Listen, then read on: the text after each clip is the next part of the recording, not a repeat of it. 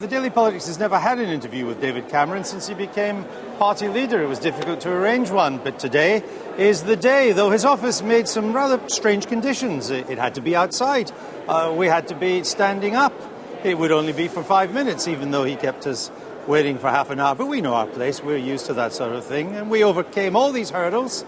We did the interview, and it seems, as you'll see, to have generated quite a bit of interest.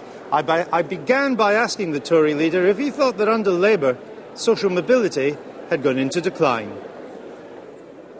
Yes, I think it has. I think the evidence shows that. It's more difficult for people from less well-off backgrounds to get on and get up in our country. And that's one of the reasons we're cutting stamp duty for first-time buyers. Young people want to buy a home. Many come to my surgery. They say, look at my salary, look at house prices. I can't get on, I can't get up. That's why we're going to cut stamp duty for first-time buyers. But if it's tougher for kids from poorer backgrounds to get on, and it's never been a better ticket to be born into an educated, affluent, middle-class home, why are you going to give them an inheritance tax cut?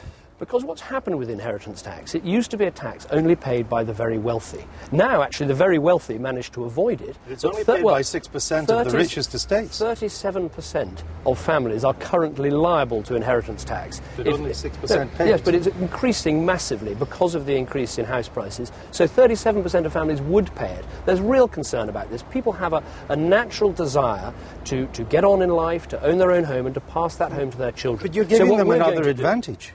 They already have an advantage, like lots of people don't. By cutting their inheritance tax, you'll give them yet another advantage, and you've already said social mobility is in decline. Well, I don't think that it's right to take away 40% of people's savings and people's homes when they die. This is not rich people that are paying inheritance tax now and in the future. It's going to be people on relatively middle incomes who've done their best, who want to pass that on to their children. And we want to support that. We're a party of aspiration. So we're mending both ends of the housing ladder, help people onto the housing ladder with a cut in stamp duty and help people to pass things on to future generations. It won't do anything for social mobility. Indeed, it'll lock in the existing unfairness. I don't actually think that's right. I think a country with social mobility is a country where people feel if I get on, if I work hard, if I save, if I do the best for myself and my family, then I should be able to pass that on to my children.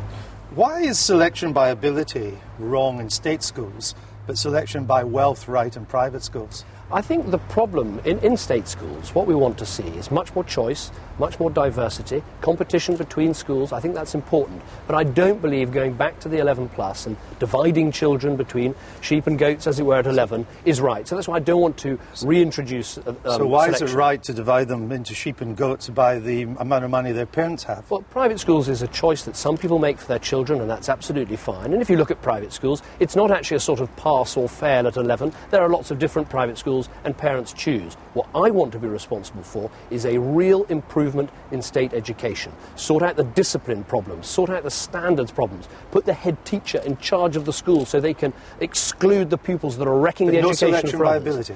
I don't believe that we want to go back. No, but you don't have to go back to selection. the 11 plus. There are many other ways of selecting, as they do in other countries. You rule out selection by ability, but not selection by wealth. Well, what I think we need to do is introduce new schools into the state sector that aren't selective. The City Academy program is a good idea, but look at America. There you have pioneer schools and other schools coming into the state sector, offering a great education, not by selection, but actually just by innovation. That's what we need in this country. It's so difficult to set up a new school in the state sector. We ought to make it much easier to get that choice, that diversity, so that actually we improve social mobility and we give young people a really good start in life. Do you regret calling supporters of grammar schools delusional?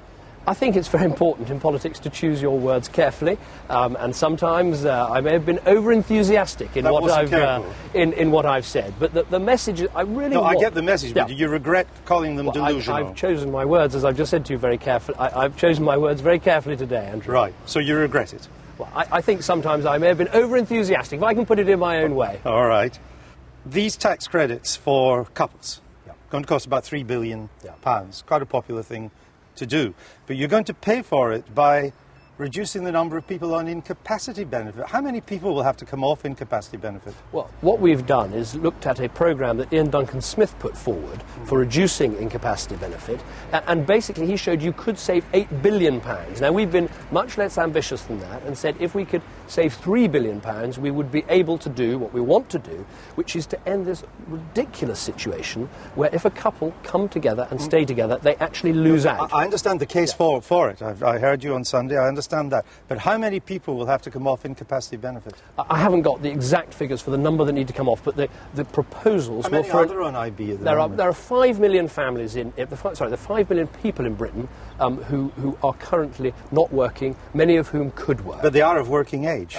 So what we're talking here is real welfare reform. Real welfare. It is very tough. It is very... Let me, Andrew, make this point. Yeah, it is very tough because we're saying two very important things. Firstly, people on welfare, if they could take a job and could do that job, if they don't take it, they lose their welfare. So that is tough. That is very tough. So second if thing, you get offered a job, you're on welfare, you get offered a job, you don't take that job, you lose the welfare. That is right. That's tough. It works in other countries, and I think it's fair. The second thing... You've not prepared the ground for this, though. In America, it took Wisconsin experiment, it took a bipartisan approach by Newt Gingrich in the Congress and Mr. Clinton in the White House. You're only telling us now. Look, we've looked at this very carefully. Ian Duncan Smith went into great detail on this in his report. And one of the key things, and again a tough choice, is to say, look, the state has failed to get people off incapacity benefit. Look at Australia, look at America, look in parts of this country where voluntary bodies, charities, private companies are actually running welfare systems and are far more successful at getting people into work. So this is tough love welfare reform. Yes. That's what the Americans called it. Yes, it worked there, it worked in Australia, it can work here. And it is good for the people who are on welfare, because actually the route out of poverty, the route to success is to have a job.